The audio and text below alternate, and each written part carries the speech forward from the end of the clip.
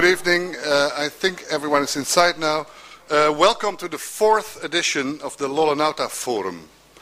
As you may know, the Lolle Nauta Forum is organized once every year by the Faculty of Philosophy together with Studium Generale and the Volkskrant, not only to honor the philosopher Lolle Nauta, who played an important role at his university from the 70s until his death in 2006, but more specifically to continue what Nauta deemed the most important role of philosophers and scholars in general, their critical and also self-critical role as public intellectuals in political and cultural debates. Nauta's lifelong preoccupation with the stranger, with outsiders, migrants, and what we... Is it working? Here you are.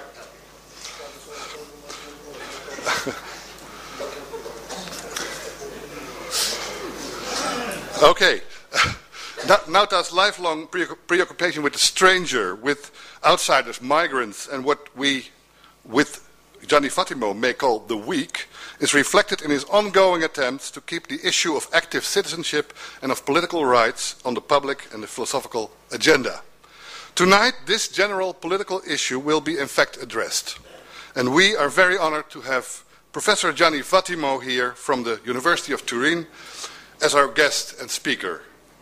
Gianni Vattimo not only is one of Europe's most influential philosophers, especially with his contribution to postmodernist philosophy, which he described as weak philosophy or weak thinking, but he is also a very active public figure in Italy, and next to that a politician as a member of the European Parliament. Many of his books have been translated in English, some of them in Dutch, maybe some more are coming, and deal with all kinds of philosophical issues, from something very, very, very thorough as the history and death of metaphysics to the meaning of art or the role of religion in modern societies. But tonight, Gianni Vattimo will speak about politics. A few years ago, Vattimo published together with his colleague Sant'Agio Zabala a book under the title Hermeneutic Communism, strange pair, and his lecture tonight will develop some of the philosophical and political arguments there he made in that book.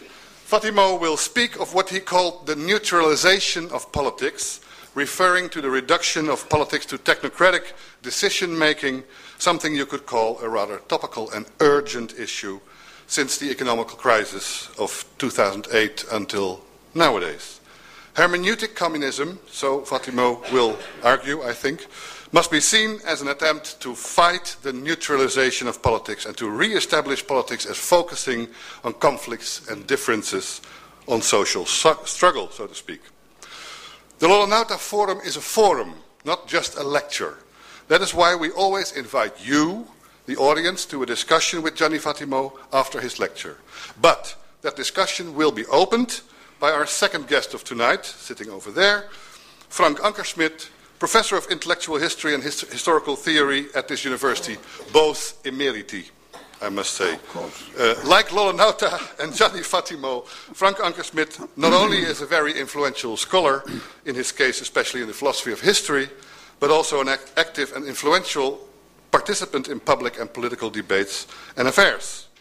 We are very glad that he is our co-speaker tonight, and we are certain that the lecture of Gianni Vattimo and Frank Ankersmit's comments will invite you, at the end, to a fruitful and exciting discussion full of differences and intellectual struggle. And now I give the floor to Gianni Vattimo. Oh, thank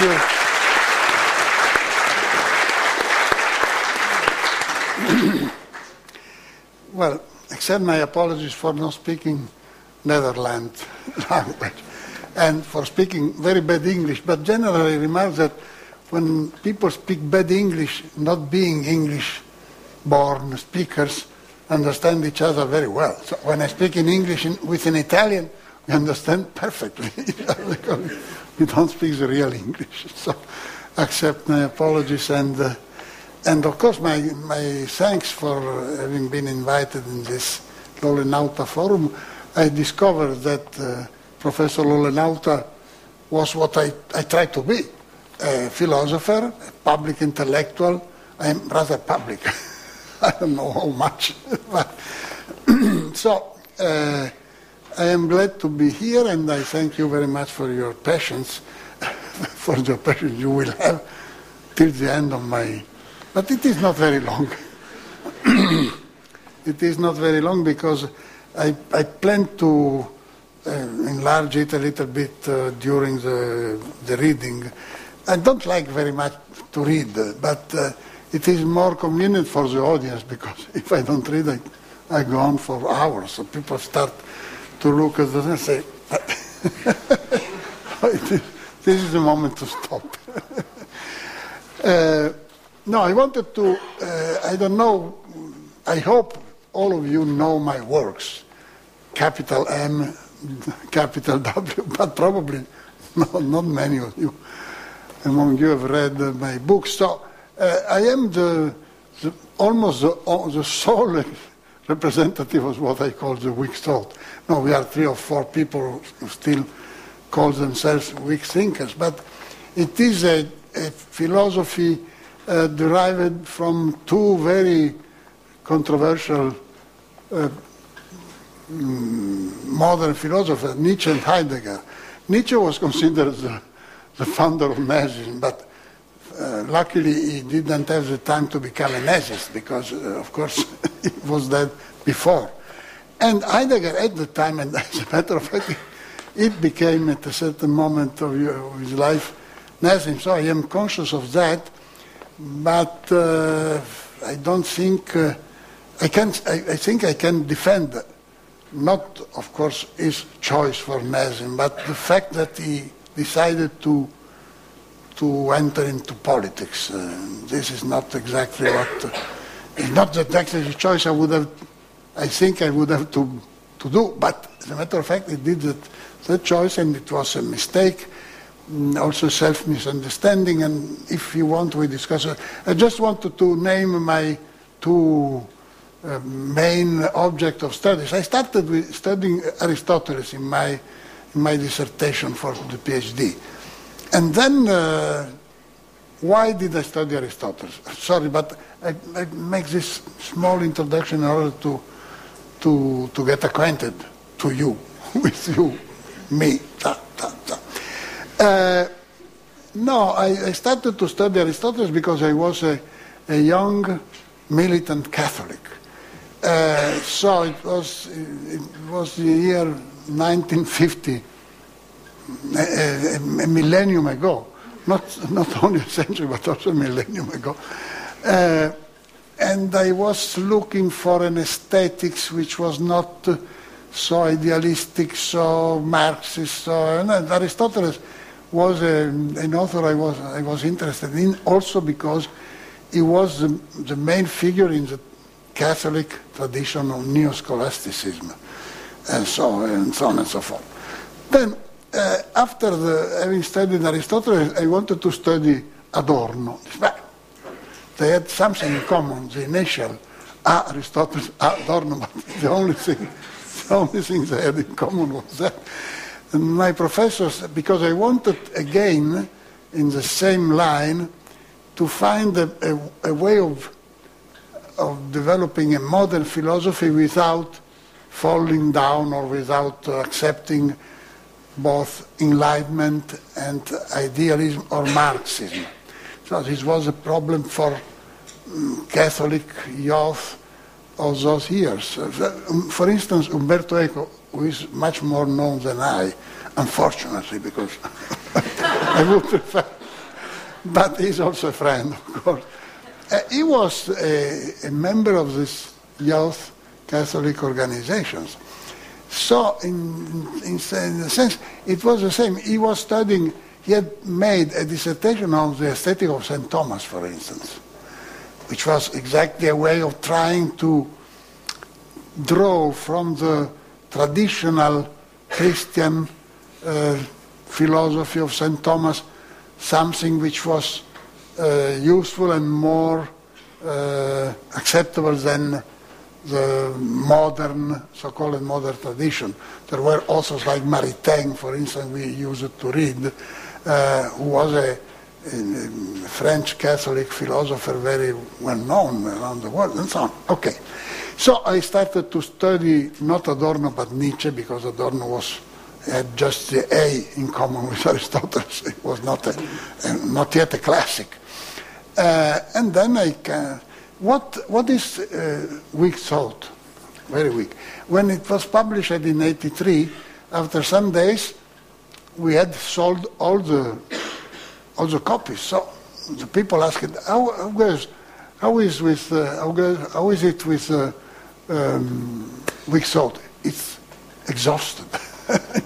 It was out of print because it was bought. C'était épuisé. We saw it in French. Okay. How do this weak thought come from these two authors you know better than Eco and me? So I refer to them. One, Nietzsche is the discoverer, or the theoretician of the nihilist direction of Western thought.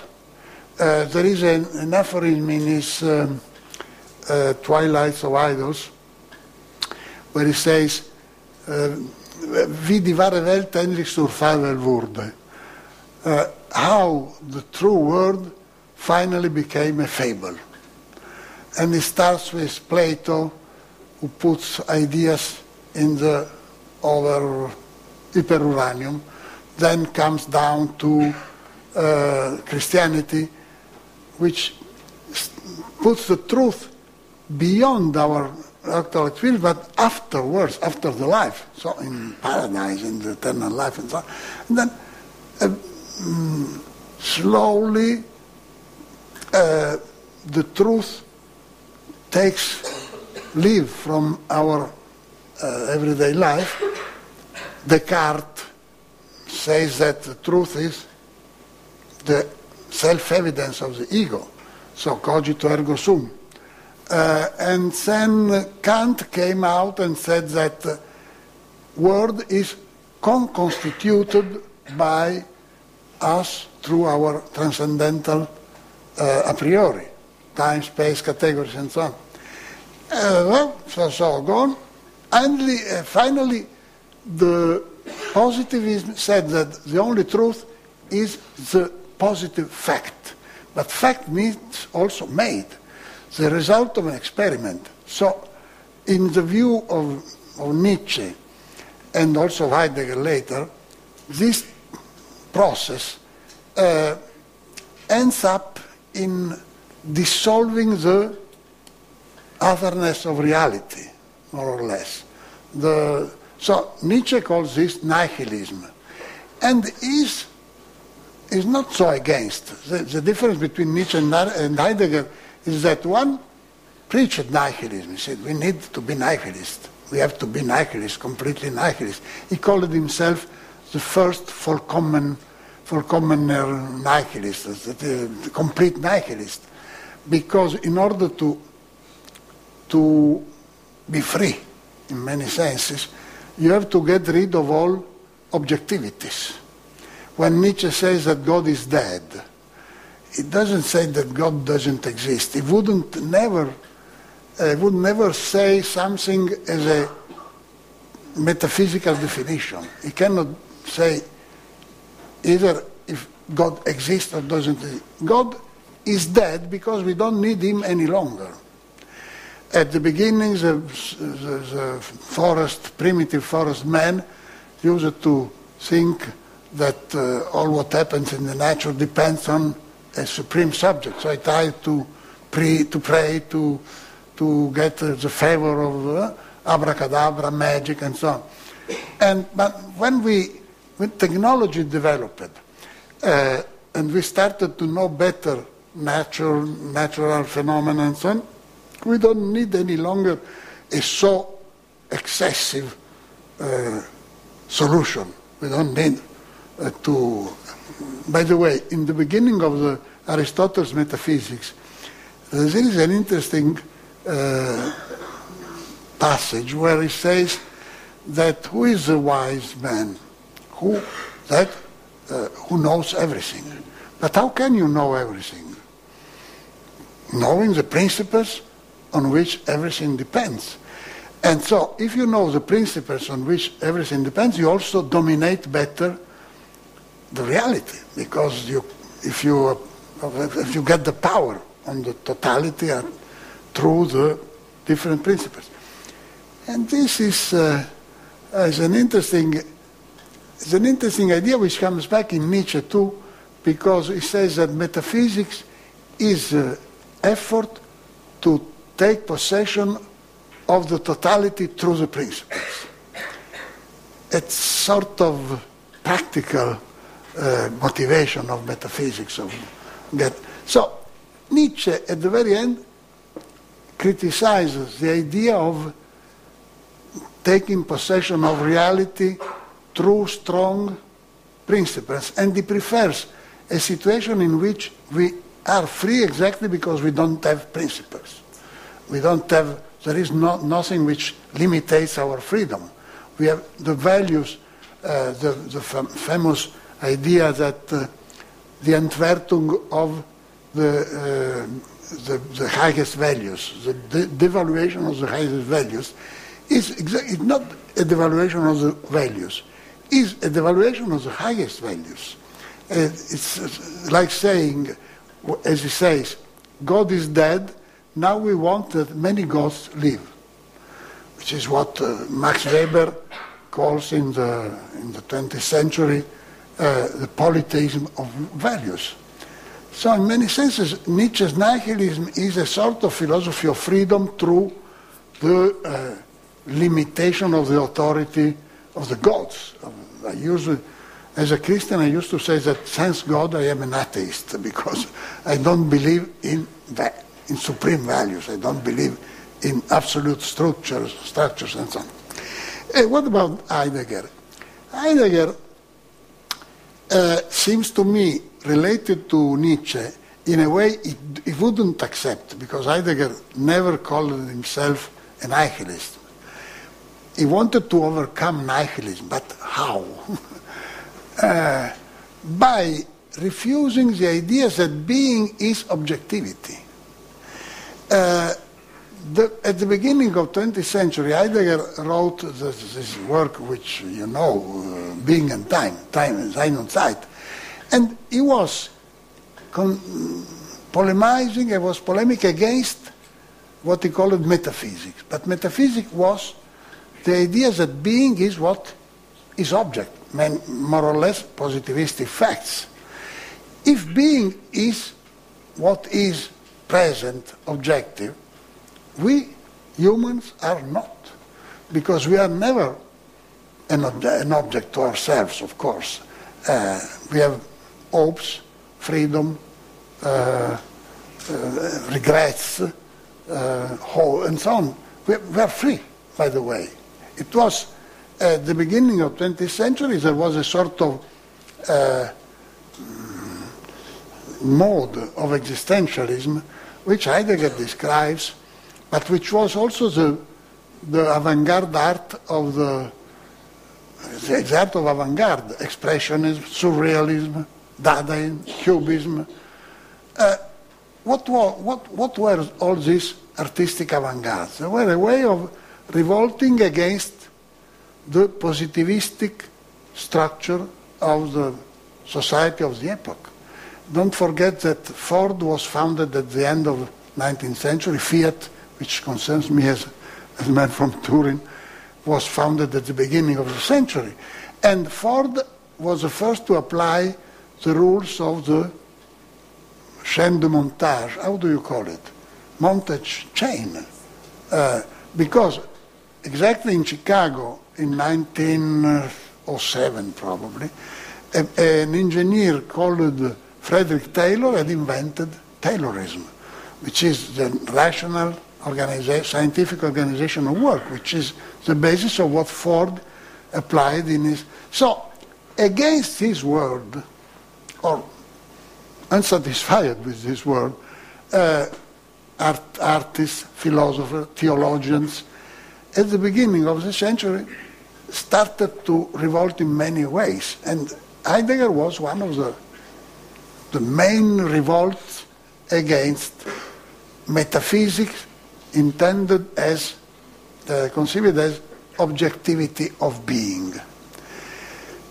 So if you don't identify being with objectivity, which would reduce our emotions, hopes, and so on to subjective nothingness, how do you call being?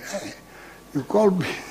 This is more difficult to explain, but there is a thesis in Heidegger's thought which is called the ontological difference.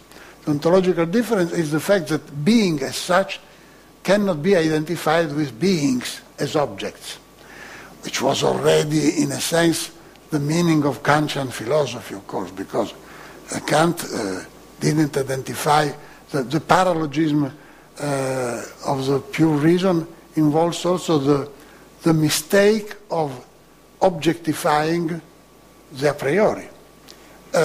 So this is a long story, of course, you know it better, no, as I know it, but we cannot summarize it here. But for instance, the difference, the novelty of Heidegger, more or less, was that he historicized the Kantian subject. And being more radically Kantian than Kant himself, because when Kant says that the a priori structure of the reason is everywhere and every time the same, he makes a mistake of the type of objectifying the transcendental ego. So what Heidegger made, reflecting also against Husserl, or following Dilthey, who, being a Kantian, had also observed that in the veins of the Kantian subject doesn't run real blood, which means that the Kantian subject is a sort of correlative of the objectivity of geometry and so on. So Heidegger affirmed the ontological difference not in order to say that being is there over, beyond the sort of negative theology of the middle, but that being has to be thought always as a different from beings without being objectified. So the metaphor of the light illuminates things but is not visible as itself. It's a problem of the transcendental subject, of course. I tried what I had personally to Heidegger's thought, by the way. I think I interpret him correctly, but I don't know whether he agrees or not. And luckily, he cannot say anything. The poor. But I interpreted the ontological difference as a way of taking seriously the process of nihilism described by Nietzsche. Being, if it has not to be objectified, gives itself only in the form of a sort of subtraction, sort of course I have echoes of the gospel in my mind, because when Jesus is asked, how is going to be the parousia? And he says, well, the parousia will be a sort of important event, of course, but when somebody says, here is Jesus, don't believe them. And he doesn't give any positive character. He will be lightning, absolutely not. So in many senses, I think we have to draw from Heidegger and Nietzsche is the idea that being is a sort of presence, not presence, which allows us not to take seriously what exists, what is there. And that's why I wrote also a book on hermeneutic communism. At the very end, this thesis of Heidegger results, in my personal elaboration, in a sort of political opposition attitude. The There is a sentence in Sein und Zeit which I remember by heart and which I translate on my way. Sein, nicht Seiendes gibt es insofern Wahrheit ist. Und Wahrheit ist insofern Dasein ist. But take the first part. There is being. Being is there, and not beings as far as truth is. I take this idea that to translate reality into truth means to reduce its objective peremptoriness, more or less. Also ethically. And this is a way of reading Heidegger as a Christian mystic. Of course, he was basically, but he didn't remember it and he didn't want to be that. Probably is exactly my case also. But basically it is a question of not believing that progress, development, what we are called to do in our life is to promote positively something strong, like if it were a God when it appears, stuck, is lightning, very powerful, totally there and so on. The disciples of Jesus had the problem. How can a God of this kind end up in this man who is crucified and so on and so forth? So there is a mixture of all that in weak thought, and you can try to this package, unpackage all the thing. But I think it is rather convincing because at the very end it is a philosophy of truth, of freedom. If there were an objective truth about politics, ethics, and so on, freedom would have no sense, especially in politics. How can you imagine a democratic state where there is a truth, a basic truth on the way of ruling?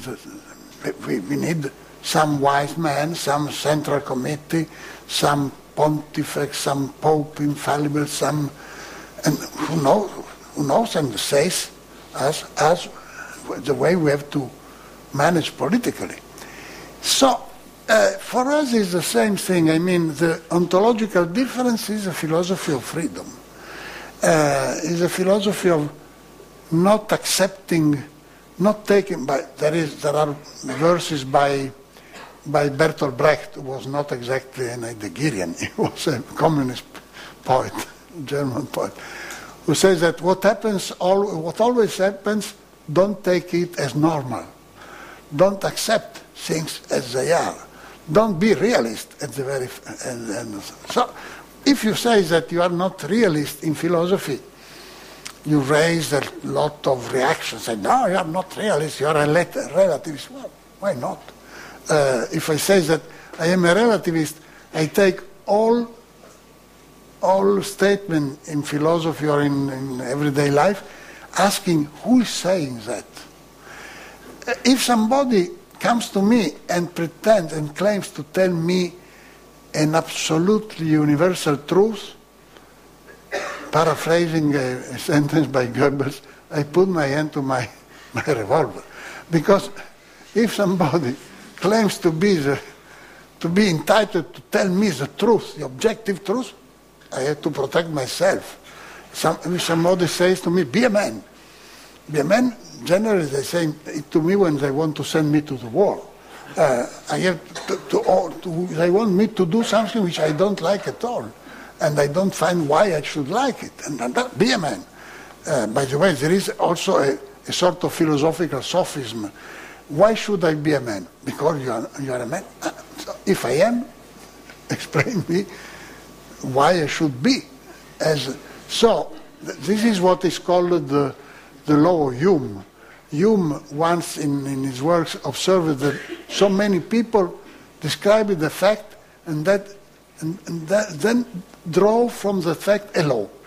So if the fact is a fact, there is a difference between truth of fact and values, of course, no? But generally what we are called to do is the essence. Even my own religiosity is always challenged by the Pope that says that I have to respect my human nature. My human nature is mine. If you say that you know my nature better than I suspect exactly I do what Goebbels advised me to do. Moment, this is my nature, not yours. This is a question in overall ethical, political question. Take euthanasia, for instance. I knew persons who were totally paralyzed from here down, and they only had the power to say, I would like to die, but nobody could to help them, and they couldn't commit suicide because they was, so, my God. And this is one of the terrible stories in Italy. In Italy, of course, Italy is a sort of colony of the Vatican. So, but you are a little bit more free than we are. I say that as a believer, of course, because otherwise I wouldn't care about the church. But as a believer, I would like to save the church from suicide. So this is what they are doing. All this as an introduction to... It is not that late, my dear friends. No, now I read, this is a very short, it is because it is too short that I felt that it's... No, it's rather peremptory. So, in some sense, let me read.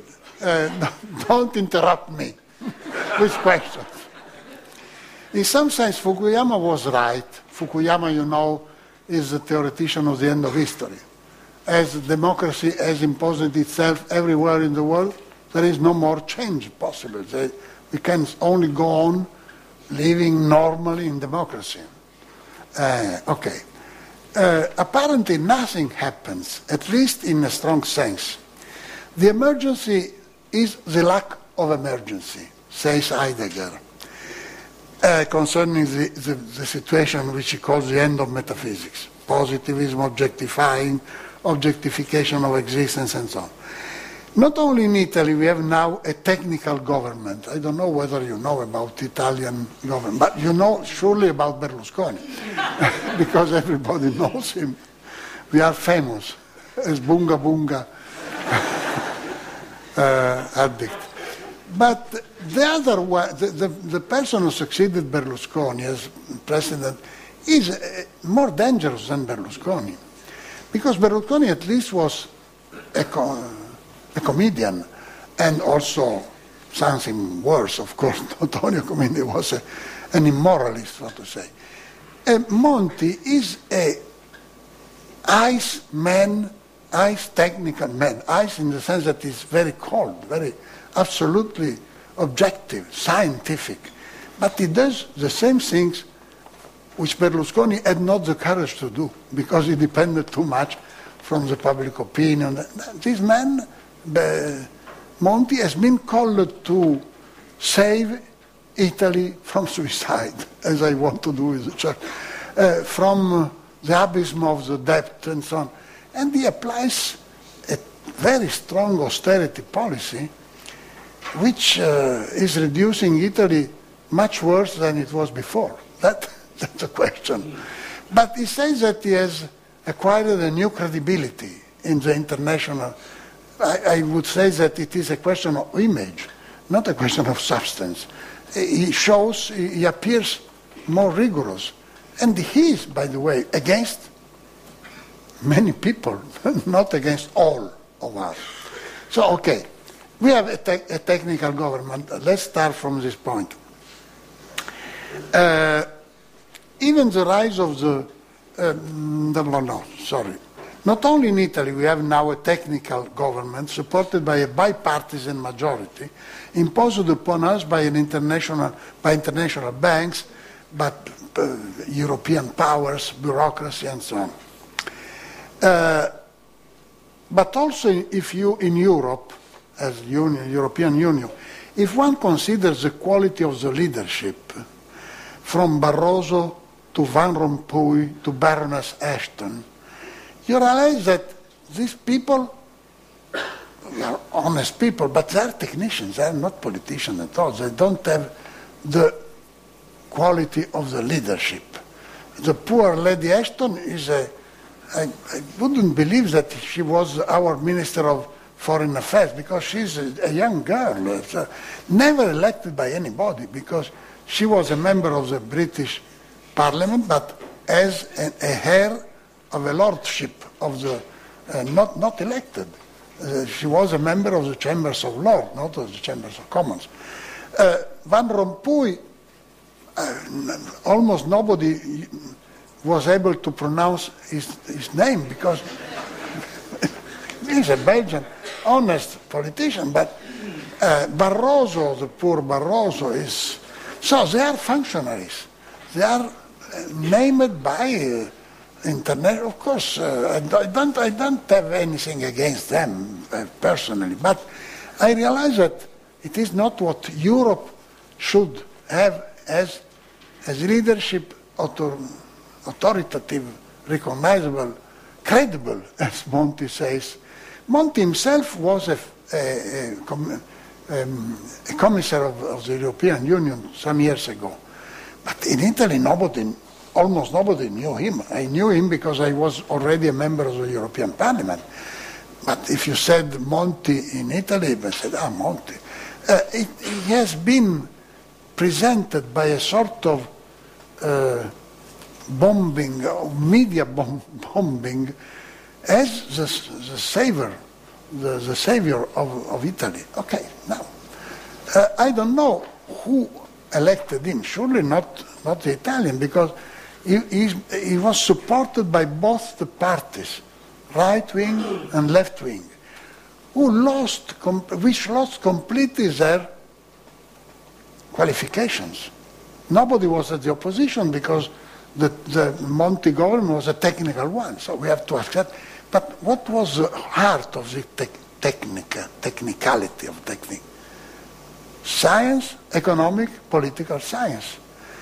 But who still believes the political economy as an objective science?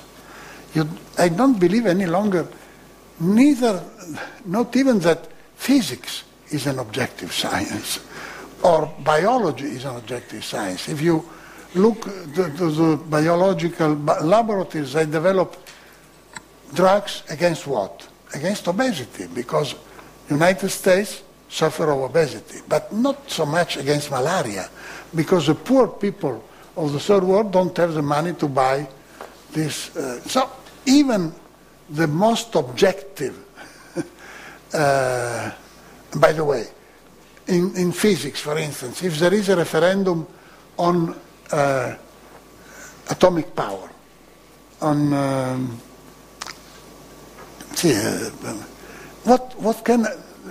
how can I choose in this referendum, for or against?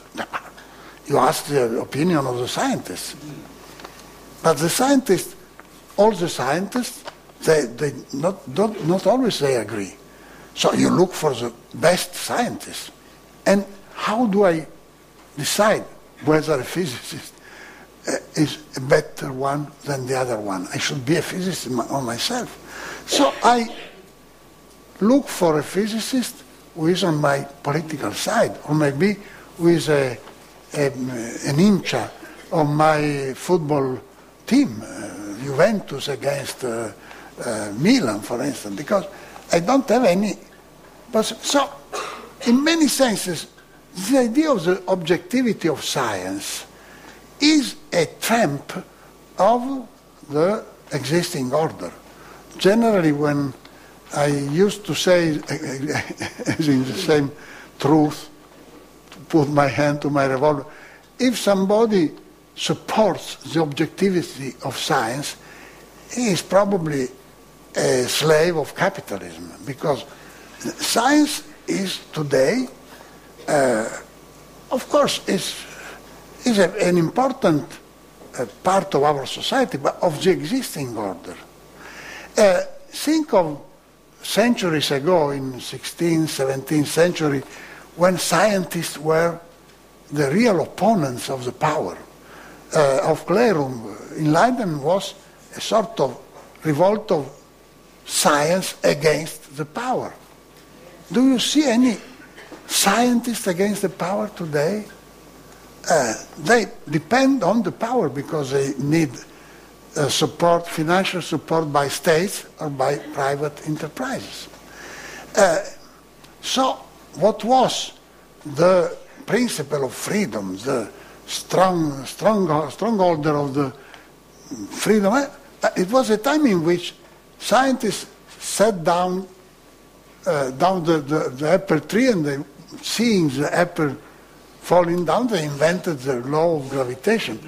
Do you imagine today a scientist sitting under, he works in a very expensive laboratory, it's cooperation, international cooperation, through internet, for instance, which is controlled by the United States because all our servers pass through the neutrality. Science is a myth, of course. When I say that, people say to me, yeah, but you take a plane, you go by train, you use this means technological instruments which depends on, yeah, of course, because they work, but not because I believe that they say the truth. They work. It's a pragmatical, and generally, for instance, the drugs against cancer work very, very little. Some drugs work better, some drugs work, some plane fall down. Fortunately, not so often, but it happens. So I have a sort of pragmatic trust in scientific technologies and so on. But don't tell to me that I have to take this scientific truth as a model for my ethical political truth, for my ethical political behavior. And this is what realists want to do. The law of Hume, I mean, if it works like that, so it has to be like that. Be a man. Respect the existing order. Be realistic. Get employed in a bank. Try to be paid by Goldman Sachs. Not Goldman Sachs, which would be much better. I cannot do a pun. You don't smile, you don't laugh at the moment. Goldman Sachs would be the opposite of Goldman Sachs. Goldman Sachs is a bank. Goldman Sachs is a different thing. I don't know what. Okay, by the way,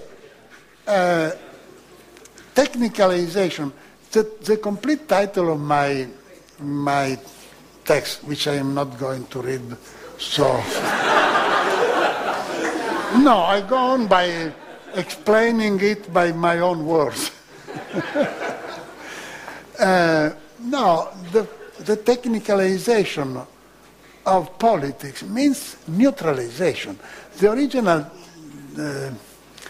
original title was a sort of joke on Benjamin's essay on the work of art in the epoch of technical reproducibility. It's a very short essay by Walter Benjamin, but with a long title. So this is the same for me. I have a short paper. The complete title is Politics in the Epoch of its Technical Neutralization, which is sort of... technical neutralization means that we live in a sort of global order from which you cannot disagree.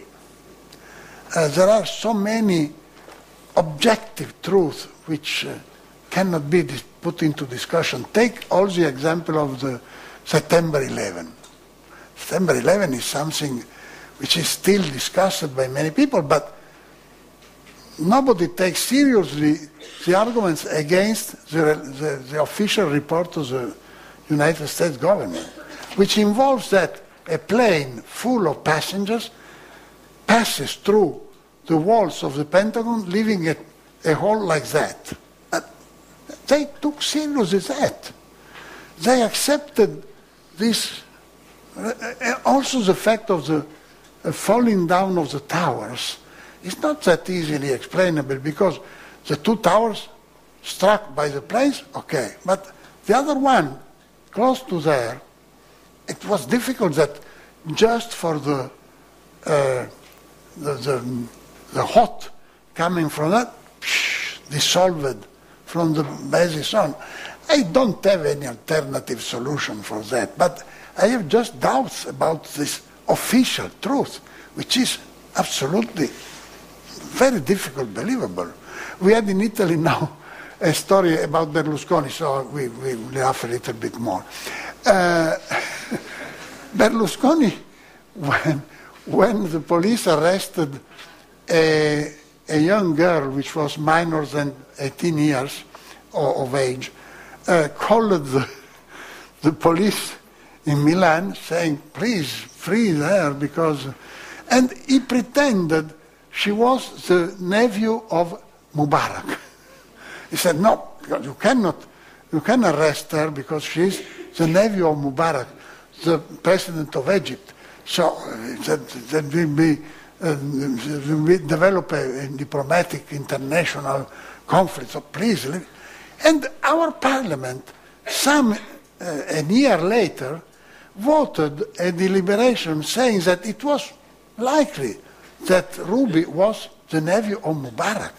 That means it's still the same parliament which supports now the Monti government. A majority said that probably Berlusconi was right, invoking the political motivations of this, which absolutely this girl was discovered to be a Moroccan girl living in Italy with not exactly honest means.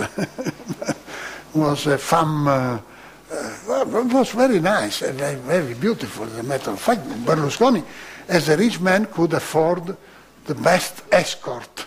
By the way, as I said, we discovered the word escort in Italy during this case. Before, we called them puttane, but now everybody, they have to be called escorts. So, okay. By the way, there are so many undiscussable truths in our public opinion, which, for instance, Nietzsche once wrote that, is there anything you have to doubt about very strongly? Yes, you have to doubt about what you believe to be the most viable truth, because it is probable that you believe that because your grandmother has persuaded you to do that, because you have listened to the radio, to advertisements and so on. So if there is something which you have to doubt about, is exactly what you believe as the most truthful truth. And in many senses, so technicalization of politics involves a sort of global power which allows some zones of freedom, of course. I still can say this in Italy, but I don't contribute any longer to great independent newspapers. I used to write on some of the great 3 or 4 great Italian newspapers. Now, if I have to write something which is not a review of a book, but also choosing the books I want to review, is a matter of political judgment. If I want to write in the front page, I have to talk 1 hour with the director, trying to persuade him, and at the very end, it's too late. I don't write it any longer. To say, there is a sort of bubble of official truth around the world, of which an important part is economic rationality. So the representative of the technical governments in Europe, which are not only Italy, but for instance, if you take Hollande in France, who is a socialist, but he does exactly the same policy as Monti in Italy and as Rajoy in Spain. Rajoy is a right-wing man. So everything is dissolved in this sort of universally accepted bubble which involves sacrifices. So, for instance, the only opposition we have now in Italy is the opposition against politicians. But politicians, I don't know, as a politician I have to protect my category, of course, but I am not a national politician, so I don't need to be re-elected in the next elections because I finish my term in 2014. But the idea of demonizing politicians is also orchestrated, organized by this global bubble, because how do you legitimate technical governments? By saying that politicians are dishonest, they steal, they don't, and which is partially true. I know politicians from inside, so I know that many among them are not that honest. But absolutely, this means that we shall go on taking distance from politics. People don't go any longer to the polls, for instance. Why should I go to vote in this atmosphere of general corruption? I prefer a technician, which is not elected, but is chosen by European Union, United Nations, International Economic, Mondial Bank, FMI, International Monetary Fund, IMF. If you go to Latin America, you see on the walls political writing saying "Abbasso muerte al FMI", che è il Fondo Monetary International Fund. Who is the Monetary Fund? I don't know. Whom shall I kill in order to kill the International Monetary Fund? Nobody. So these neutral, impersonal powers, it was the terrorists of the 70s in Italy called the multinational state of the multinational imperial state of the multinationals. The multinationals are no longer, you cannot say that you hate United States, because in the United States, the capital of the United States is in the hands of the Chinese, for instance. So there is a sort of anonymous power which conditions our life like God. I have to feel responsible towards God. God is pious, takes care of me, but the International Monetary Fund, no. If I have to pay back a debt, I have to pay it. I cannot go to confess saying, simply I have to pay. And Italy is in this situation, Spain is in this situation, Portugal is in this situation. Luckily, Netherlands is not in this situation, and that's why you oppress us. You pretend you want us to pay back our debt.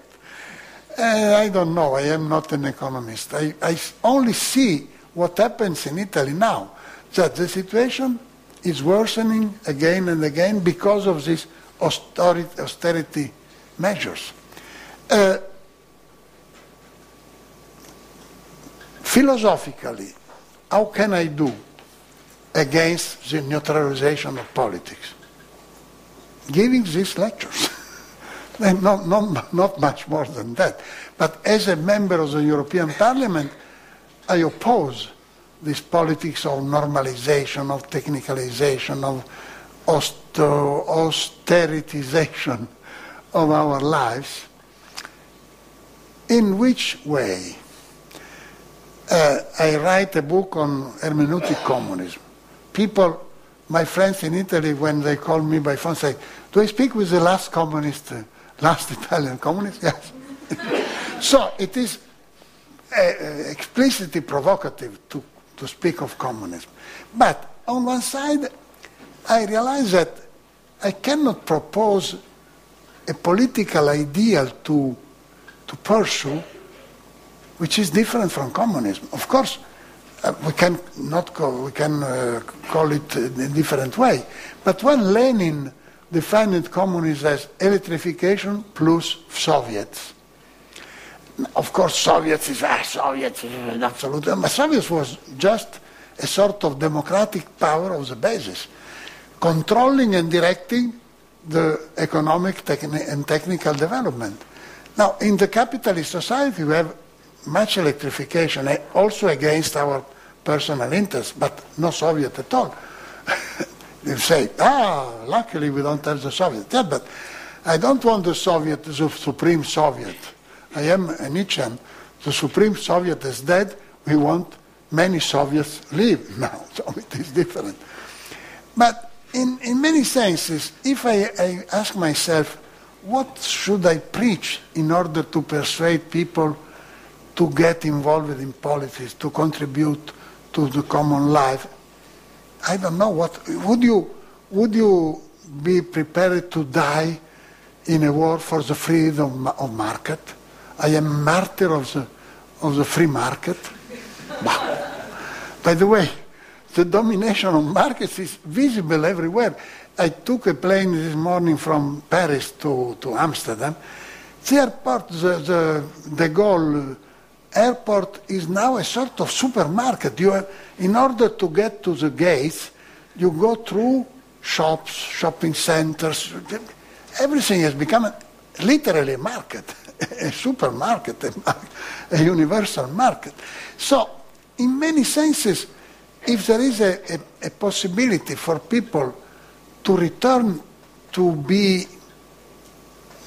interested, personally dedicated to politics, is to present an ideal. This ideal can, of course, be called in a different way. This book was published first in the United States. It was a way of provoking this sleeping community, because the President of the United States is elected by the 50% of the population, and by the half of this 50%, because the others are against him, so Republican and Democratic. So it's a democracy, yes, but what about all the other citizens who don't go to the polls, who are too poor, even in order to register for the polls and so on? I don't know. So, by the way, the question is that we need new possible ideas. A liberal society is a good ideal, but in order to realize a liberal society, you need a communist revolution. How can you imagine to get to a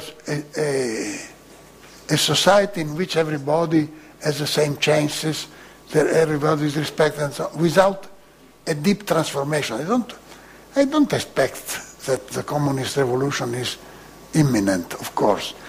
I want to preach this ideal in order to construct a strong opposition to the state of affairs as it is, in order to limit the damage, simply. I have in mind the model of the Italian politics of the 50s and 60s. The Christian democracy, which was basically a right-wing party, dominated everything. But they didn't do what Berlusconi has done in the last decades. They didn't have the courage to clericalize so much the schools, to favorize so much the rich and so on. Why? Because there was a strong communist party beside them, which prevented them to do the worst things. There was a strong labor union and so on and so forth. Now, what I plan to do in politics is obviously not prepare the communist revolution, my dear. But I want to prepare a strong opposition to limit the damage. For instance, the technological irrational development of exploiting nature, resources, recourses, and so on. So something absolutely of weak thought. I mean, weakening all the strength of aggression against nature, against human and natural resources, and so on. So it is not that. But in order to do that, you have to be an idealist, communist, I don't know, solidarist, I don't know, ecologist also, yes.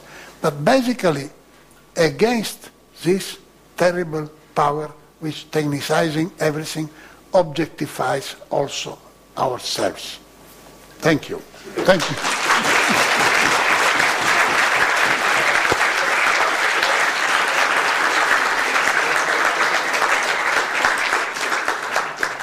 Gianni, Vattimo, thank you very much, and I would invite you to take another seat on the first front row, and want to ask Frank Ankersmit. Yeah? I sit down where my discussant is. Oh, I sit here. I abandon my instruments. Oh, my Professor Einstein. Zitten maar, ja. Wat? Nee, want ik heb iets voor me liggen. Ik heb iets voor me liggen. Oh.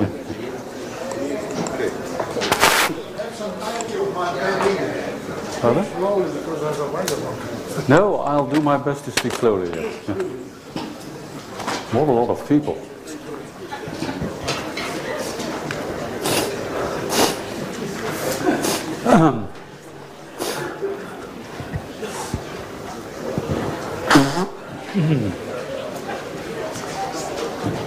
Yeah.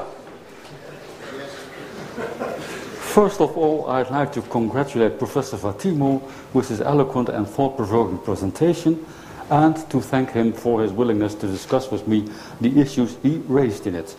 And, self-evidently, I am no less grateful to the philosophy department here, and especially to Hans Harbers and René Boomkens, for having made this debate possible, and for having invited me to act today as Professor Vattimo's co-referent. This was the easy part of my lecture. For how shall I now continue? Well, it's hard to make up my mind about this, but I think the best thing is that I should start with a few remarks. Yes, before you know, I'll be disappeared from the scene here. But I think I'd best start with a few remarks on what Professor Vattimo has said about his his intellectual autobiography, and then move on to no, let me put it differently. When this whole evening had been arranged, I had received from Hans Harbers some information about what might be the discussion for this evening, and I understood that it would probably have to do with the book that was published recently by Professor Vattimo and his colleague Professor Lolle from South America, and so I have tended to concentrate on that in the last part of my talk. So what I could do is that I start with a few remarks on the autobiography that Professor Vattimo has given, and then address the themes in his book. That might also, I think, be a good departure for the discussion. Then Professor Vattimo said that he had felt, he came from a Catholic background, and then he had his doubts about several Catholic certainties, and that this became gradually, part of his, so to speak, his intellectual personality. And that's also why he spoke with a great deal of sympathy of Nietzsche. And I'm not good. You don't you can't hear me there? Pardon? Ja, dat kan kloppen. Zo is het beter? Ja. Goed. Dat hoor ik zelf ook, dat een stuk beter is. Goed, so, well, that was what struck me about what Professor Vattimo said about his intellectual biography, that he had started from Catholicism, and then, well, the criticism that might provoke, and that then he moved on to and developed a rather critical mind, and that Nietzsche had been one of the philosophers that he found then very informative and useful.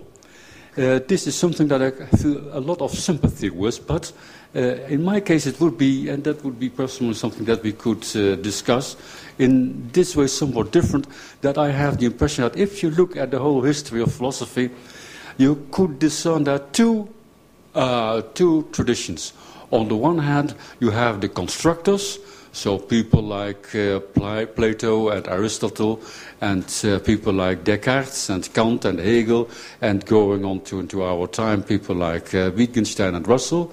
And on the other hand, you have the destroyers, the destructors, people who question what has been achieved by these great people. And then, of course, you would primarily think of Nietzsche, but also of Freud, of Derrida, of, well, in our time, postmodernism generally. And, well, for me, I think the interesting question is for how to find one's way between these two. So I wouldn't like to identify with either of them, and rather prefer to see, well, the point that each of them makes. On a certain place, on certain, in a certain context, I agree with Kant and with the constructors, and at another moment I might agree with the deconstructors.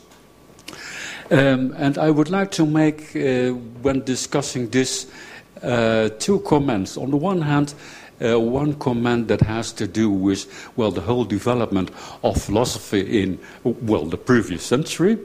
And there I would like to remind of a very famous that took place in a very famous congress that took place in 1929 in Davos. And that was a conference where all the big shots of the future of philosophy and of the future were present. You had Cassirer, the great neo-Kantian philosopher. Heidegger was present there. Carnap and Reichenbach. And so all that would determine the course of 20th century philosophy had its representatives there. And, well, there has been a wonderful book by Friedlander about this conference. And what is so wonderful about this conference that you see that you had these people coming from different backgrounds, but that then, so to speak, a number of decisions had been made about precisely this issue, what is truth, and, well, the criticism of truth, so between the constructors, people like Cassirer and Carnap and Reichenbach, and on the other hand people like Heidegger, who prefer to destroy it with his existentialism. And that's then you see that a number of things were left out, so to speak. So what the message is by Friedlander is try to get back to, well, what the world was like intellectually in 1929. For then a number of decisions were made that would be proved to be fateful for, well, what we still think nowadays, but we are not aware of what was left out then, what suddenly, well, became obscured, so to speak. And, well, one of the things that Friedlander pointed out is that one of the main sufferers had been neo-Kantianism. For it, I want to make clear that neo-Kantianism had a philosophy of science that was in many ways far superior to the one of Carnap and Reichenbach. And that had to do with the transcendentalist Kantian background. I will not insist on that. But the idea is that sometimes philosophy should, against this background about what is certain and what should be doubted and what should be deconstructed, should go back to where we are. And, well, this is why I'm saying this in the context of this discussion, since I agree with Professor Vattimo that we should be very much aware of the utter necessity of the the deconstructivists, of the destructors of philosophy. Without them, philosophy would be nowhere. Then it would be all orthodox Catholic believers still now. So we need the destructors, but we also need the constructors. And the dialogue between the two of them is absolutely essential. And then the main question is finally, and this also brings me to Professor Vattimo, where does this dialogue actually take place? And I think it takes place in politics. For where truth no, let me put it differently. How shall I put it? Well, it's a pity that I couldn't think this up and then put it down on paper before I came here, but we know that truth is absolutely central to politics. I mean, if you would say, well, I know nothing about how the world is like, nothing about mechanics, I know nothing about economics, etc., and yet I want to make politics, you get disasters. On the other hand, as Professor Vattimo has pointed out, if you say, well, I'm a pure technocrat, I know how things are, I'm an economist, I know how economy works, and you get then a form of philosophy, of politics, that's also a politics that we wouldn't wish. So the opposition between the constructors and the deconstructors of truth, they are in, well, when it has to do with politics and how we give form to our collective future, there it is most important. And I'm therefore very happy that Professor Vattimo has emphasized so much this political dimension, and I completely agree with him there. Well, this is what I would like to say at the occasion of what Professor Vattimo has been saying about his intellectual biography. And then I'd like to go on with, for that was actually, I still have some time? Yeah? About the book that, he mentioned a few times in his talk, this book, Hermeneutic Communism. And I would like to say a few things about this. Well, Professor Vattimo had said that he had his lamentations about our age, and he had said, well, perhaps you'll recall it, that nothing happens in the sense that we have no real change anymore. There is, our contemporary world looks like a number of variations on one and the same theme. As you have a musical theme and it is then repeated endlessly, but nothing new happens again. And you think that if you look at history, well, such a thing should happen at a certain place. We should move on through history to a new stage. So this is where I take my point of departure. I believe I can understand Vattimo's lamentations about our age. When thinking them over, I was reminded of Hegel's schlechte Unendlichkeit, or bad infinity. In order to grasp what Hegel had in mind with this, think of the series 1/2, 2/4, 3/6, 4/8, 5/10, and so on to infinity.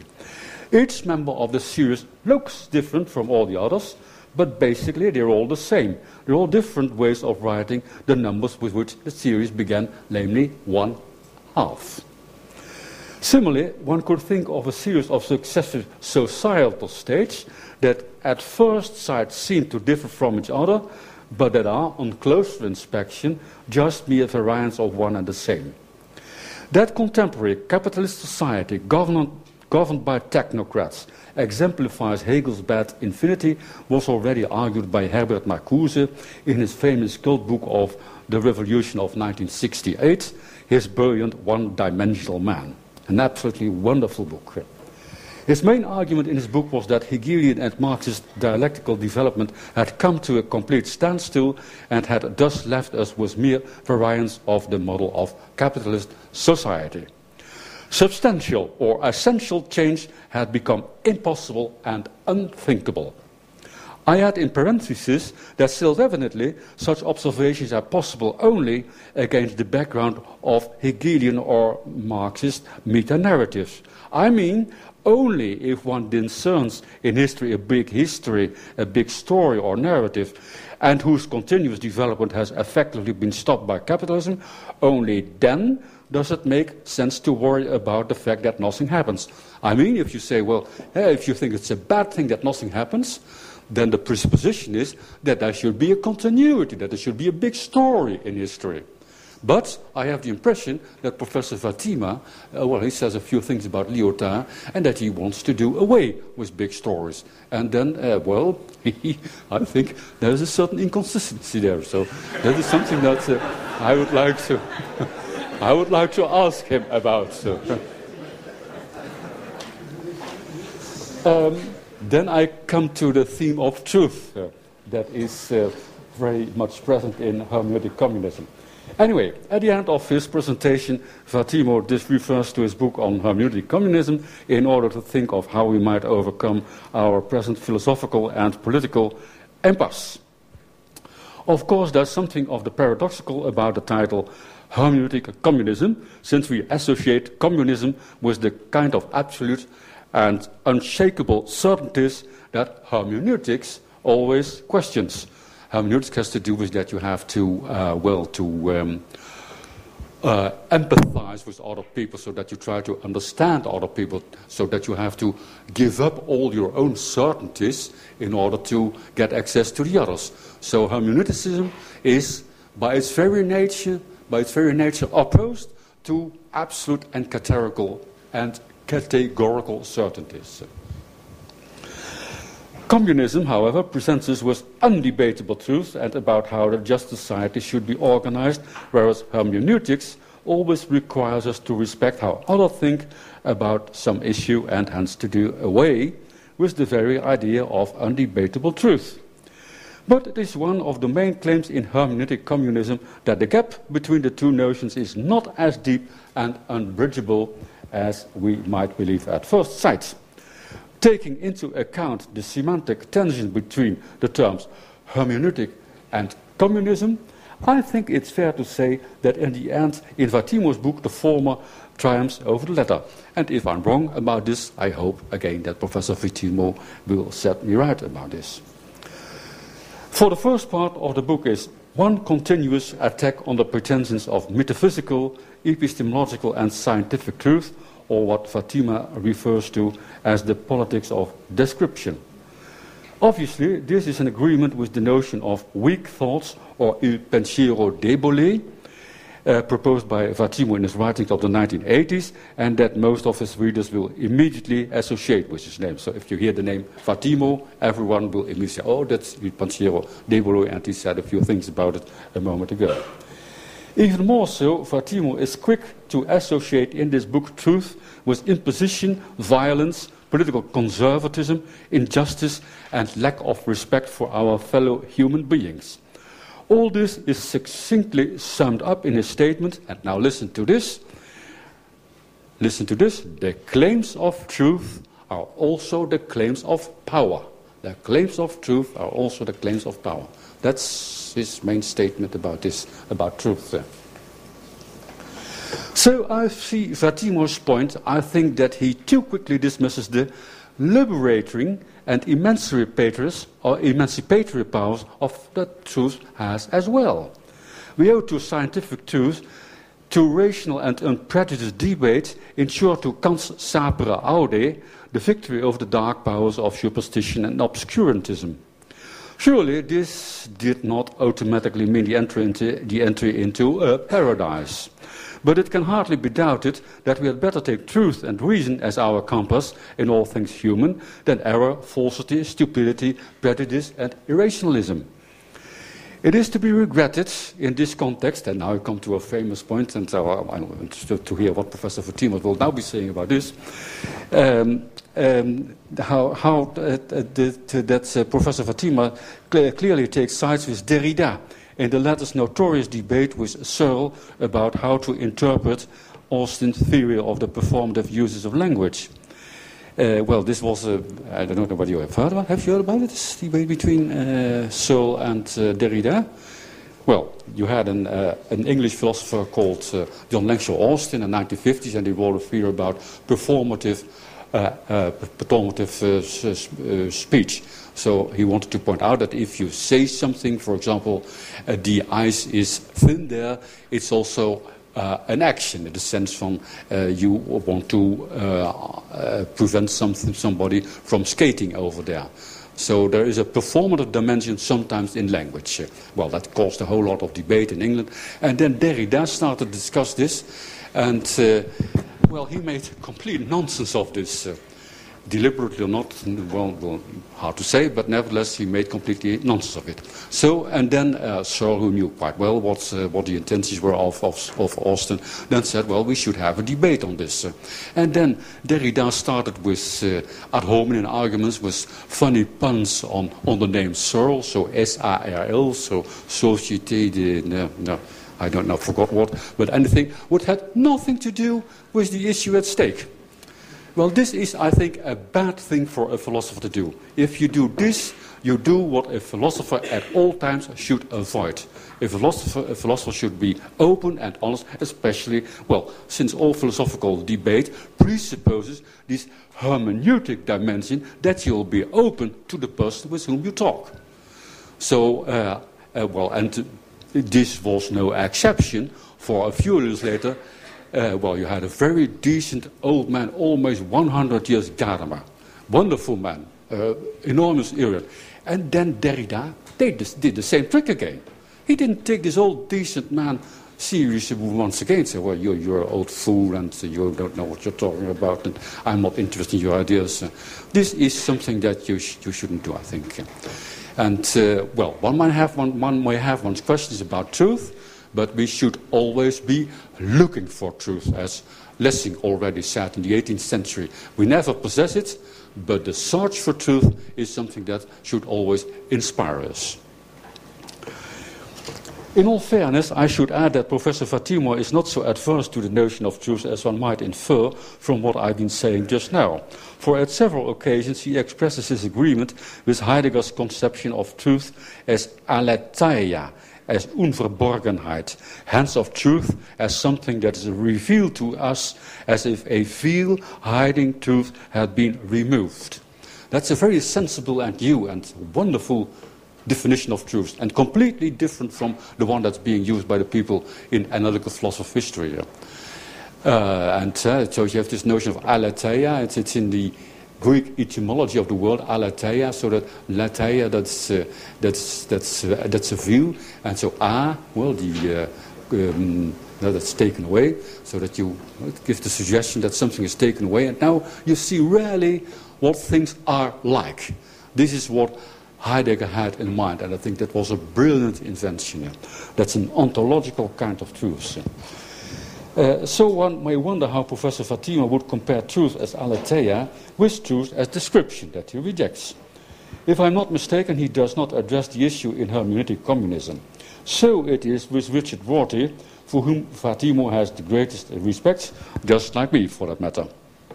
Rorty argued that no interesting results are to be expected from a philosophical analysis of the notion of truth. Well, I feel no urge to challenge that claim. But it does not follow that the term truth should have the same meaning in all contexts and in which that term is used. Rather the opposite, I should say.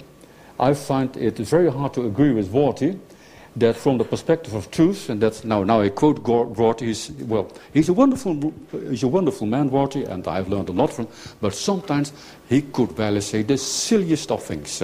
And now comes such a thing. Then he says somewhere that there is no difference between the Bellarmine Galileo issue. So Galileo had said, well, that's that the sun the Earth turns around the sun and not the other way around. So that was an astronomical issue, and that's the same kind of issue that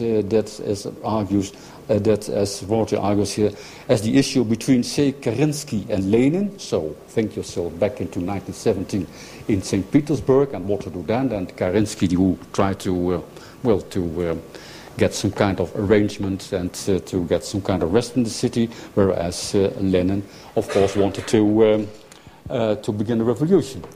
Or between the Royal Academy and Bloomsbury about some aesthetic debates.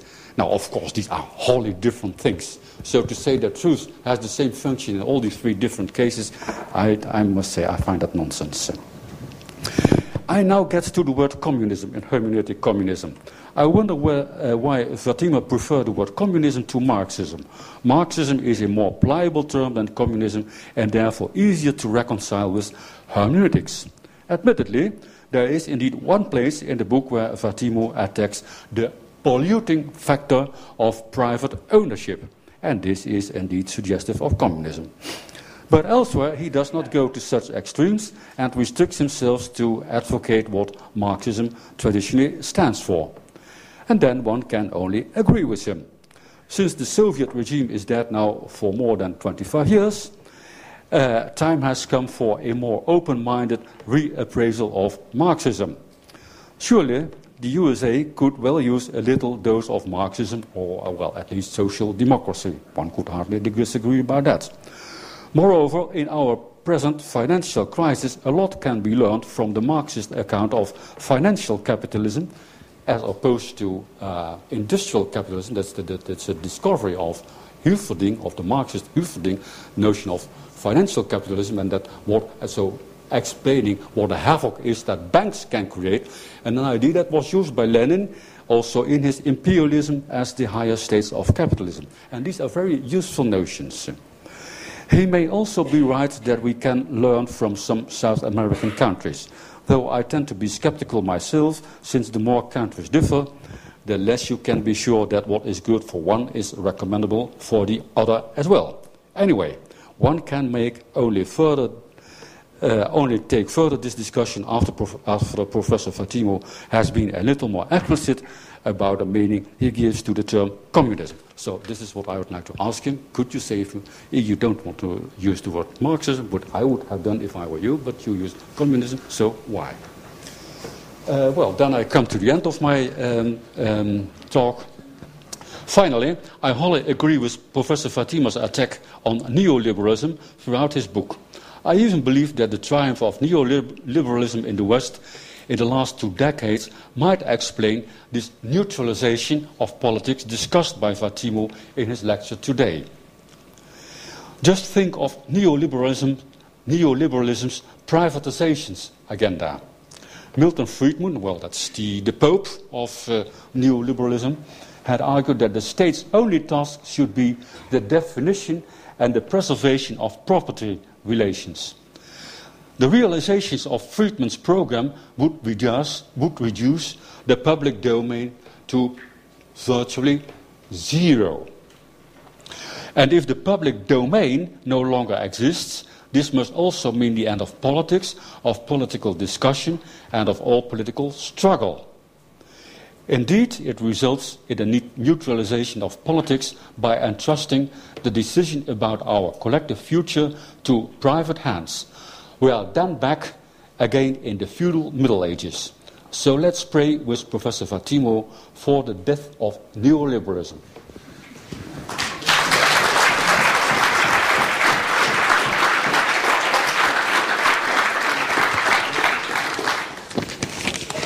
Well, we still have half an hour to go, and of course I'm going to ask Professor Vattimo to present the first reaction on truth or on communism. No lesser issues here. Thank you. Can I go? I am completely disgusted. Thank you very much.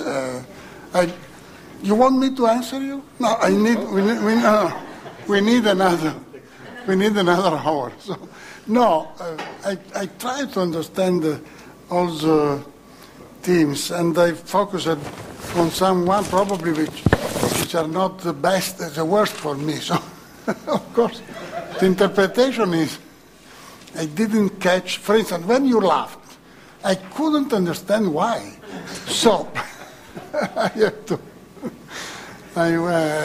Sometimes I didn't catch the conclusion, but I understand. First, the question of the constructors and deconstructors. Well, I would prefer to oppose two traditions, analytic and continental philosophy, because not all the people you call the constructors are constructors. Wittgenstein was not a constructor at all.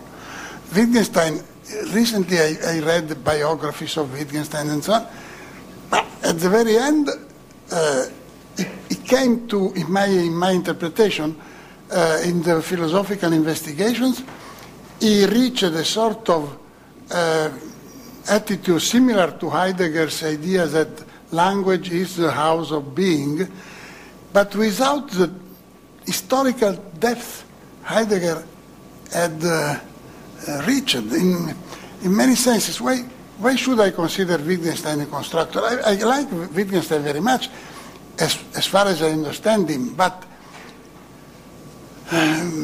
I don't know. I have the impression that exactly because Wittgenstein didn't engage in politics, didn't become a Nazi, which is, of course, a luck for him and for us, he didn't reach any... The Wittgensteinian neutrality vis-à-vis the politics is the emblem of the neutrality of contemporary analytic philosophy. They never discuss the poor, the gentle Searle. Now, of course, I stay on the side of Derrida. I met once Searle. If there is a violent philosopher, personally, I mean, is Searle. So I could understand that Derrida. Really. So personally, psychologically, it was 15 years ago in London. I don't remember. There is also a document of it, but because a chain of English British television had recorded this debate. Of course, Searle is more known than I, also as Eco and so on, but they don't deserve to be better known than I. And so, but by the way, Derrida was probably very upset in relation to Searle because of this personal aggressiveness. Don't forget that the Searle disciples had opposed the honoris causa doctorship in Oxford for Derrida, saying that so this is really something which Derrida never did against Searle, also because no French university had offered him an honoris causa. But at any rate,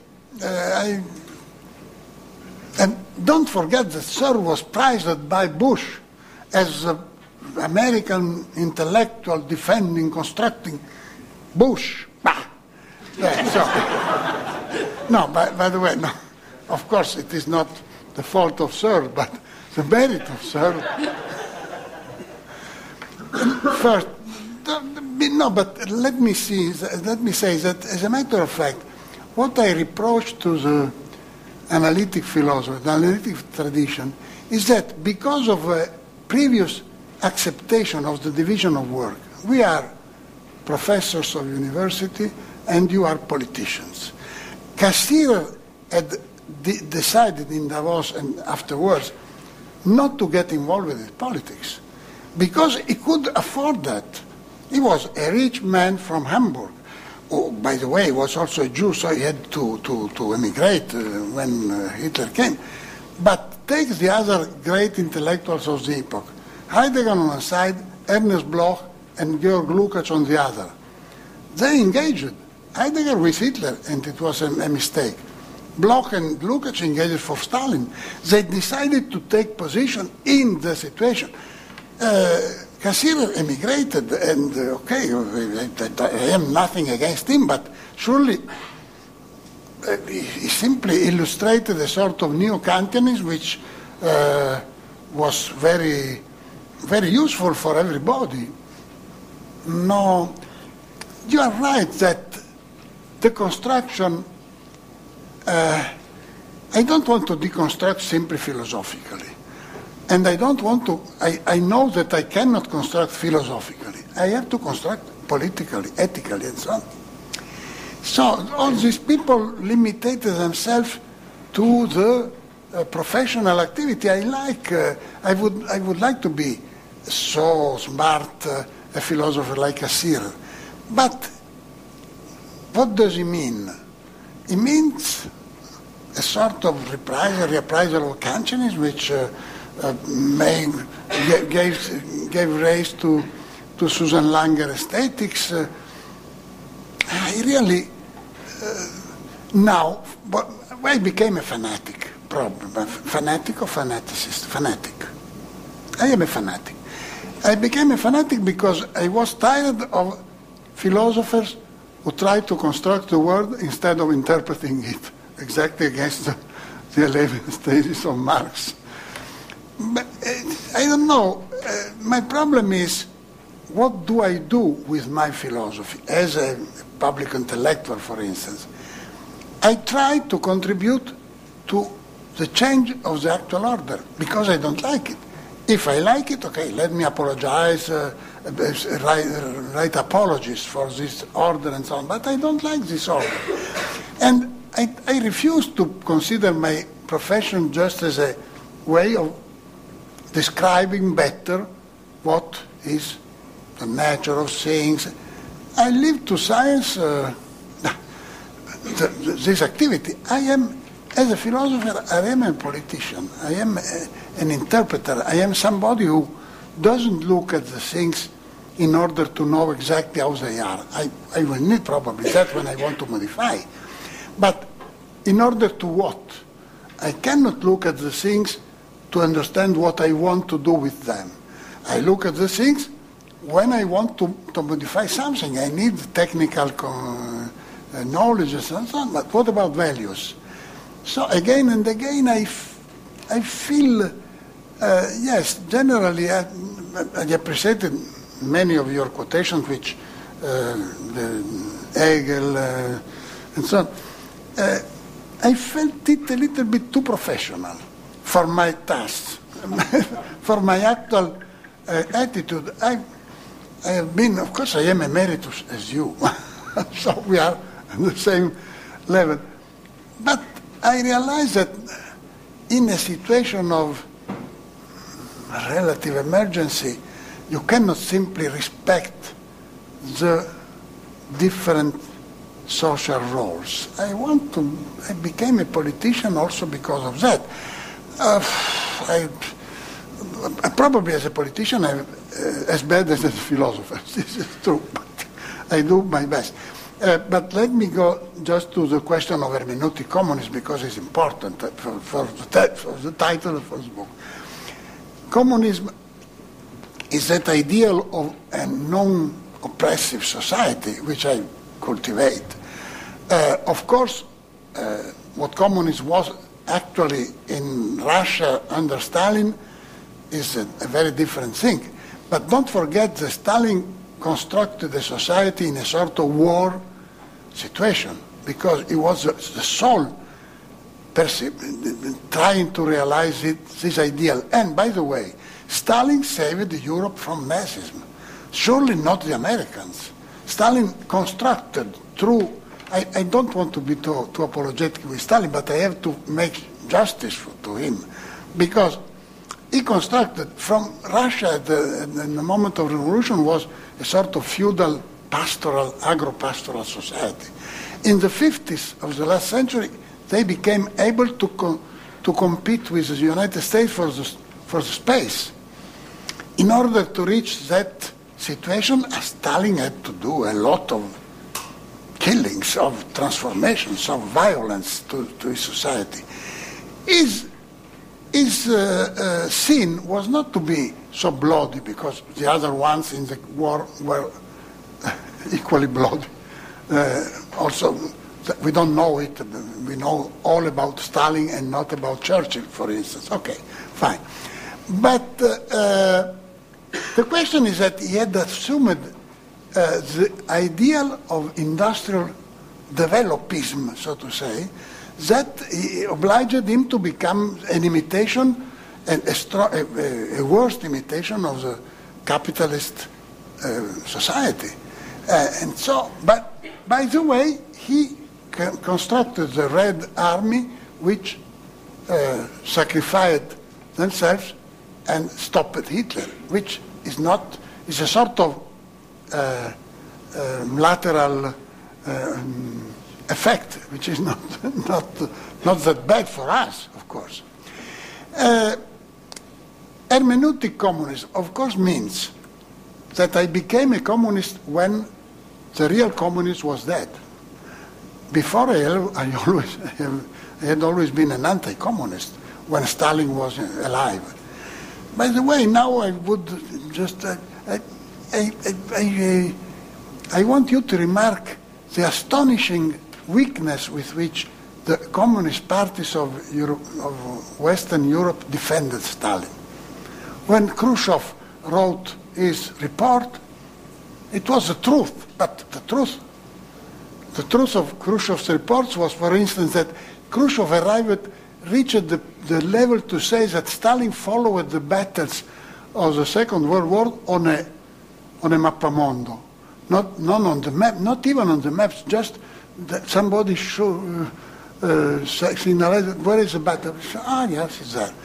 Now, till the end of the war, Stalin was considered in Russia a great military chief. So I don't have arguments for or against, but I signalize this only because there are many unlikelinesses in the report of Khrushchev, which we didn't remark at that moment. So, hermeneutic, why an hermeneutic communism? Because it is not a scientific. You remember that at the beginning of Marxist diffusion, expansion in the labor unions and so on, the socialism was called scientific. So what we don't want to be is scientific communism. And the opposite of scientific is hermeneutic. It means that it doesn't take objective truth as, for instance, the guarantee of the collectivist economy and so on. It offers an interpretation of the history till now and also of our history. What can I do in my present situation if not to cultivate the ideal of communism and oppose the capitalist society? I like liberal, I want to live in a liberal society, exactly. But in order to realize it, take the example of Habermas, for instance. Habermas is one of the last people believing in the United Nations, which is a sort of absurdity. The United Nations have been, till now and gone, being a longamanus of the official order of the winners of the last war with Russia against them. So, why do I say this? Because Habermas is for me an important point of reference, but it doesn't say anything about the way of realizing his society of the dialogue, communication, and so on. He always describes, again, we need non-opaque communication. See, but how do we get there? Nothing. Through the United Nations? I don't think so. I cannot believe it. Seeing what it happens, the old wars of peace, the humanitarian wars which flourish around the world with NATO. I don't know. If somebody still believes in that, needs some psychiatric therapy, I don't know. So, okay. At the very end, hermeneutic communism is this communism more anarchist than positively. So in this sense, I don't feel to be a constructor because I feel that take always Walter Benjamin as one of my inspirators, not only Nietzsche and Heidegger, these doubtful thinkers, but also Walter Benjamin. And Benjamin had a sort of negative politics. He cannot imagine how to construct positively a strong society. He said, I don't know whether I cited it already, in his thesis on the philosophy of history, he said, when the revolutionary people construct their new world, constructors, they don't think so much to the image of the new world. They simply remember the sufferings of their grandparents. There is a sort of negativity in a transformation politics. So we need deconstruction very much, and constructing too strongly, thinking of constructing too completely is always a form of compromise with their existing situation. Because how do you prepare a program of government for Italy today? Deciding that you do that, you ally with this and so on. At the very end, your transformation is finished. Again, it is the history of the Italian Communist Party, of all this technicalization and loss of any political efficacy. But no, I am so much interested in these things that I wouldn't stop.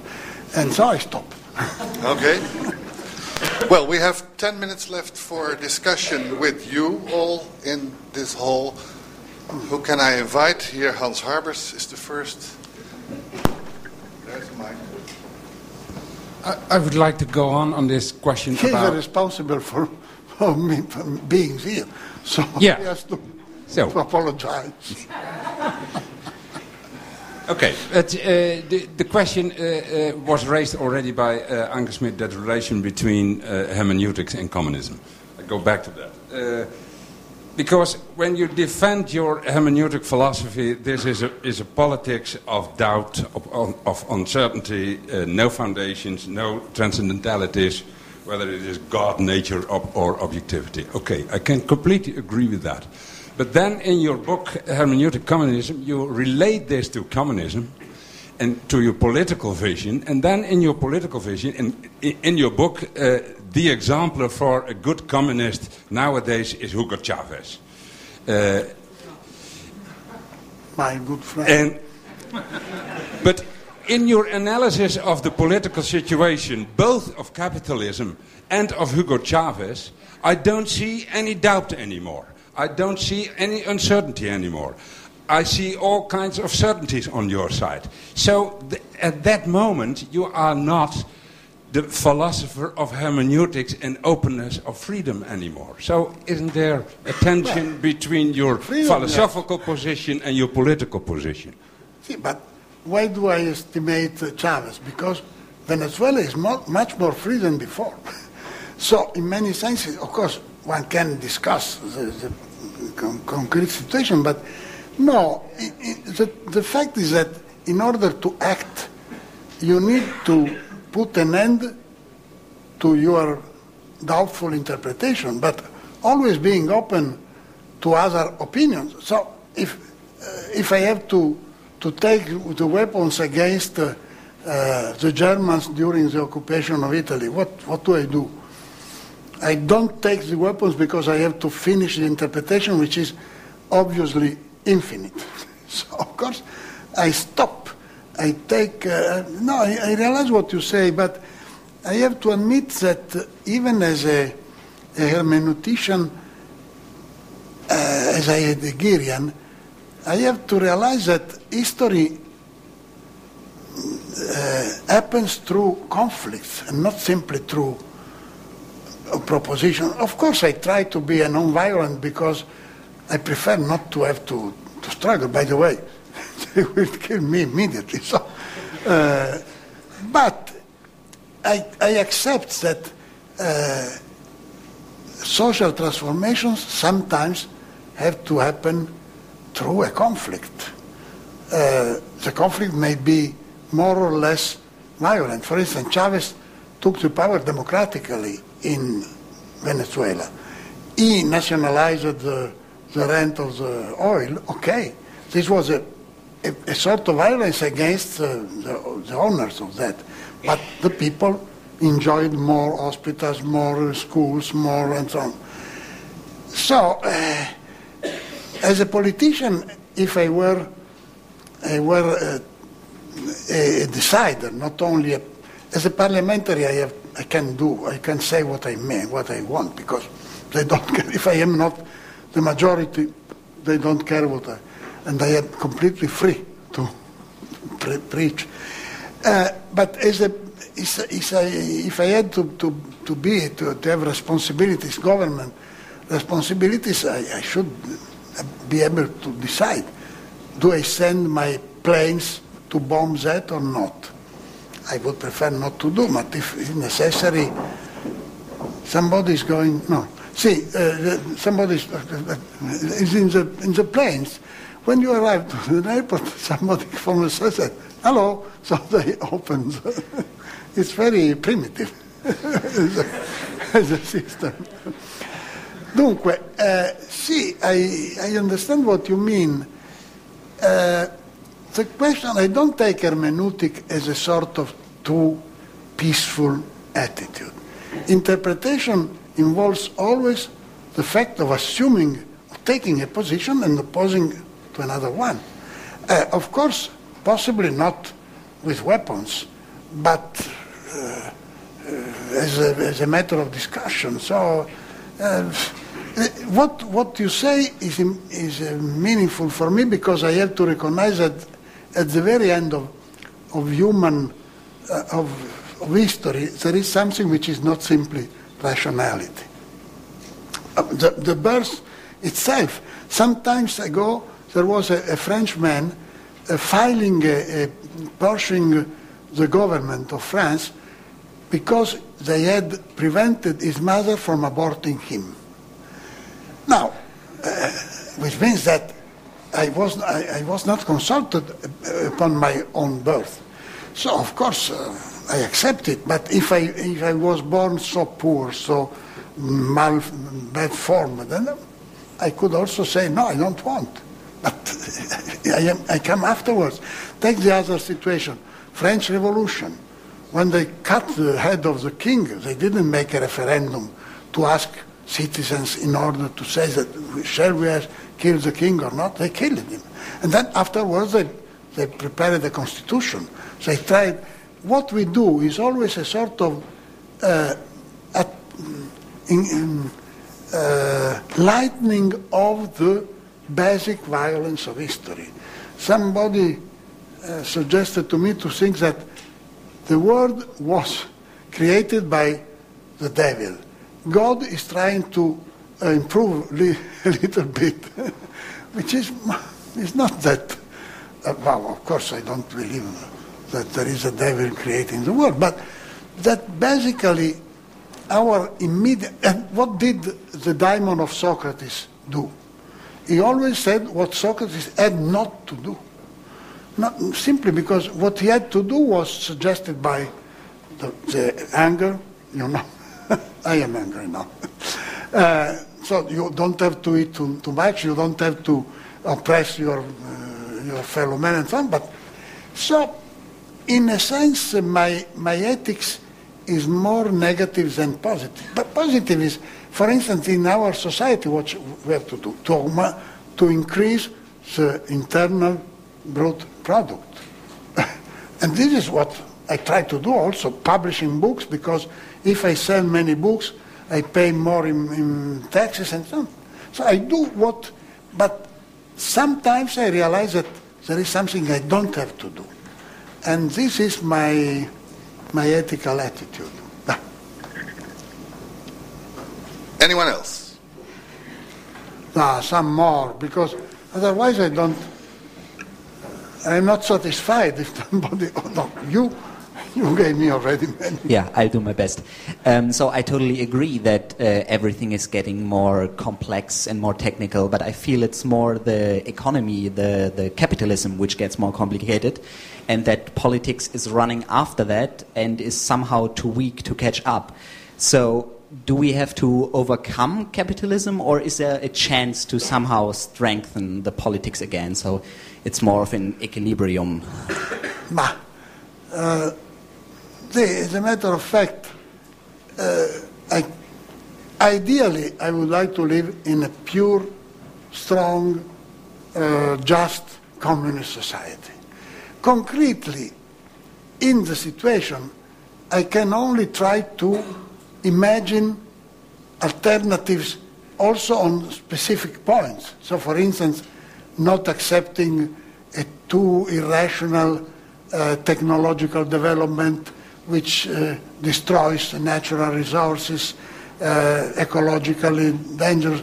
And this is what capitalism does, because in a sense capitalism needs gains immediate. So for instance, only state can plan a long lasting plan for ecology and so on. A capitalist has to invest and to get the increasing of the value of the shares and so on. So this is one of the reasons I try to limitate a little bit this enthusiasm for development. For instance, now there is a movement called MAUS in France, which is Mouvement Anti-Utilitariste dans les Sciences Sociales.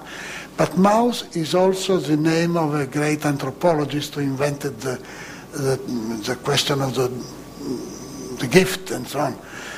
So, in many senses, I realize that we need a sort of limitation of our claims against nature, against animals, against a natural environment. But of course, how can I explain this to Chinese who want to have a car? And the day in which each Chinese will have a car, we are going to die, because the air will be polluted everywhere in the world. So, I don't know, I expect them to be more rational. I try to reduce our own consumption of pure air. But the question was that the politics are actually too weak to stop that development. So, and the suggestion is, well, when politics is too weak, shouldn't we throw over everything? And no, the weak politics, I don't know. If this means an increasing of a sort of free liberalism, absolute liberalism, I don't like it, because liberalism is self-contradictory. Have you ever seen a great capitalist who tries to keep living his competitor because he wants liberalism? If Volkswagen can kill Fiat, they kill them. It's absolute. So there is a sort of self-contradiction in the value of liberalism and in the practice of the monopolism. So I want to reduce the power, but not the power of politics. I want to reduce the power of the power. Now, the power today is in the politicians or in the economists or in the bankers. I would like to reduce politically the power of the bankers. This is a way of weakening. Surely not the power of the democratic policy of the Soviets. Okay, it's said, but it's 10 o'clock, and when it had been 1968, we now could occupy this building and start completely anew. But it's not 1968. It's 2012. It's a very bad year, of course, to occupy buildings. I want to thank Gianni Vattimo very much and Ankersmit very much for their presentations. And I like my speech very much.